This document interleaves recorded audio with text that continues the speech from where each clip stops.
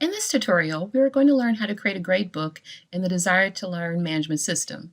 To get started, we click Grades on the navigation bar, go to the far right of the screen to click Settings. In the section marked Personal Display Options, check to make sure the points grade, grade scheme schedule, and grade scheme color are all checked. Scroll down to Repeat Final Grades. Check both repeated calculated final grades and repeat adjusted final grades. Click down to Start Page. Change Enter Grades to Manage Grades. Click Save. Go to the Org Unit Display options. Go down to Student View Display Options for grade details. Make sure all the details are checked. Click Save.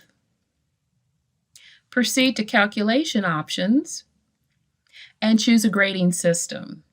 You can choose Percent, which is the weighted grade option of the final grade, or you can check Points.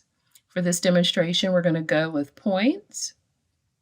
Then we're going to go down to the final grade released. Check to make sure calculated final grade is checked. Down to grade calculations, dropped ungraded items. Check to make sure that automatically keep final grades updated is checked, and then click Save. Yes to confirm. Next step is to add categories. So we're going to go back to the navigation bar and click Grades. And on the Manage Grades page, we will go and click the New button. From the drop-down list, we can select a category. For this demonstration, we're going to go with Week 4. Then at the bottom, we're going to click Save and Close to add any additional weeks.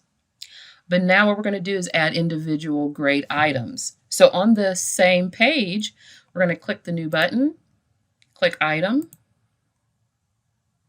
Under the grade item type, we're going to select Numeric. We're going to give it a name. So for this particular one, we're going to put Reading.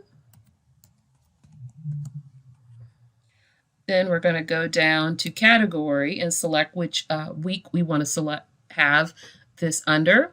So we're going to have Week 4. And maximum points, we're going to say 5. And we're going to continue scrolling down. Grade scheme is going to be left alone. And then we're going to go to Save and Close at the bottom and continue this process for other weeks. But as you see here, the sections have been added. And we have the quiz here in Week 3 and the reading in Week 4. And that is how you create the category and items for Desire to Learn.